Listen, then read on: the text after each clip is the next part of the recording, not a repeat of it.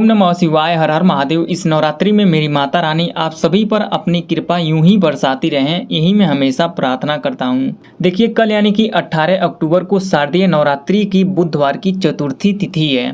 पूज्य गुरु जी कहते हैं बुधवार की चतुर्थी बहुत ही खास होती है। ऐसी तिथि पड़ जाए तो इस उपाय को करने से मत चूकना। देखिए, बुधवार की चतुर्थी शिव पुत्र भगवान गणेश जी को समर्पित है। ये हमारे सारे दुख संकट को दूर करते हैं, बच्चे के भविष्य को उज्जवल बनाते हैं। पूज्य गुरु जी कहते हैं यदि आपका बच्चा गुस्सा करता है, पढ़ाई में मन नहीं लगता है, आपका बच्चा दिन भर मोबाइल में लगा रहता है, बात ही नहीं मानता है, तो आज आपको इस विशेष उपाय को जरूर कर लेना चाहिए। पूज्य गुरु जी कहते हैं यदि धन की बहुत समस्या है या आपकी कोई मनोकामनाएं हैं जो काफी दिनों से परिपूर्ण नहीं हो रही है, तो आपको इस विशेष तिथि पर इस विशेष उपाय को जरूर कर लेना चाहिए। पूज्य गुरु जी कहते हैं यदि मेहनत करते हैं लेकिन सफलता नहीं मिल रहा है, कोई कार्य करने जा रहे हैं, फेल हो जा रहे हैं, कोई ना कोई अड़चने आ जाती हैं, तो आपको इस विशेष उपाय को जरूर करना चाहिए। बस गेहूं के दाने को घर में इस जगह रख देना। पूज्य गुरु जी की कथा से ही सुन के समझ के बड़े ही विस्तार से बताने की और समझाने की पूरी प्रयास करूंगा।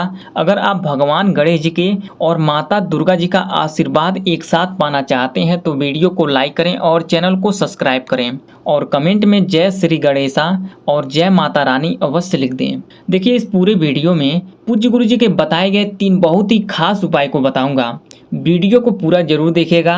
पहला और दूसरा उपाय बहुत ही खास है और तीसरे उपाय को करने से सफलता मिलेगी, तरक्की के नए नए रास्ते खुल जाएंगे, है ना।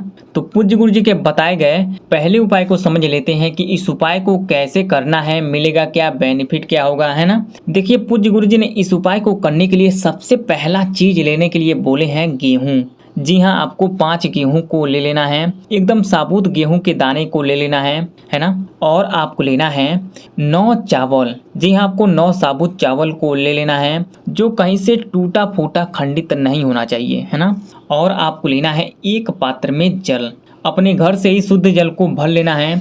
देखिए, इस उपाय को पूज्य गुरु जी ने सुबह में करने के लिए बोले हैं। जिनको सुबह में समय नहीं मिलता है या किसी रीजन से सुबह में इस उपाय को नहीं कर पाए तो आप शाम को भी कर सकते हैं, लेकिन जो लोग शाम को करेंगे उनको प्रदोष काल में करना है ना। जिनको नहीं पता है कि प्रदोष काल कब है, उनको बता देता हूँ कि सूर्यास्त के 45 मिनट पहले और सूर्यास्त के 45 मिनट बाद के समय को प्रदोष काल कहते हैं। जो लोग शाम को करेंगे वो इसी 1.5 घंटे के बीच में करेंगे, है ना।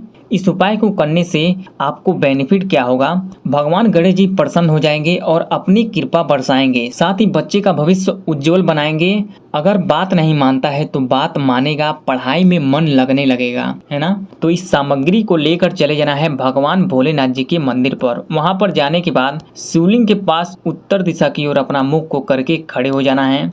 उसके बाद इस 4 गेहूं के दाने को शिवलिंग पर गणेश जी के स्थान पर रखना है।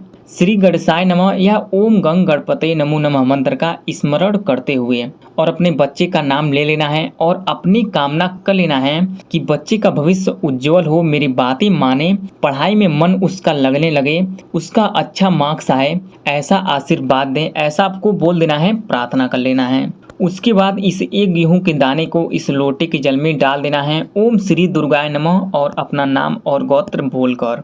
उसके बाद इस 9 चावल में से 3 चावल को इस लोटे के जल में डाल देना है, ओम नमः शिवाय मंत्र को बोलकर और अपना नाम और गोत्र बोल देना है। उसके बाद 6 चावल में से 3 चावल को शिवलिंग पर भगवान गणेश जी के स्थान पर रखना है, ओम गंग गणपते नमो नमः मंत्र का स्मरण करते हुए और अपना नाम और गोत्र बोल देना है और अपनी कामना कर लेना है ना।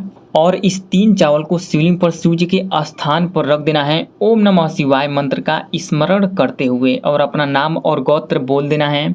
उसके बाद इस लोटे के जल को शिवलिंग पर शिव जी के स्थान पर समर्पित करना है, श्री शिवाय नमस्तुभ्यम मंत्र का स्मरण करते हुए और अपने बच्चे का नाम ले लेना है और कामना कर लेना है। उसके बाद यहीं से शिवलिंग पर से 2 गेहूं को उठाना है, ले लेना है और इसे लेकर चले जाना है घर पर। जी हाँ, घर पर चले जाना है। वहां जाने के बाद 1 गेहूं के दाने को अपने घर के मंदिर में रख देना है, ओम श्री दुर्गाय नमः मंत्र को बोलकर और दूसरे गेहूं के दाने को अपने बच्चे को खिला देना है, नहीं खाता है तो उसके बैग में रख देना है ना। पूज्य गुरु जी कहते हैं इस उपाय को जो भी लोग कर लेते हैं उनके बच्चे का भविष्य संवरने लगता है, उसके तरक्की के नए नए रास्ते खुलते हैं, समझदार होने लगता है, बातें को मानने लगता है ना। अब पूज्य गुरु जी के बताए गए दूसरे उपाय को समझ लेते हैं कि इस उपाय को कैसे करना है, मिलेगा क्या बेनिफिट क्या होगा। देखिए इस उपाय को करने के लिए सबसे पहला चीज आपको लेना है 7 दुर्वा। दुर्वा आपको ऐसा लेना है जिसमें 3 गांठ हो। देखिए ये एक दुर्वा है और इसमें ये 3 गांठें हैं, है ना। समझने की कोशिश कीजिएगा। ऐसा आपको 7 दुर्वा को ले लेना है और आपको 3 गुड़ का टुकड़ा को लेना है और आपको एक पात्र में जल लेना है। जी हाँ, अपने घर से ही शुद्ध जल को भर लेना है।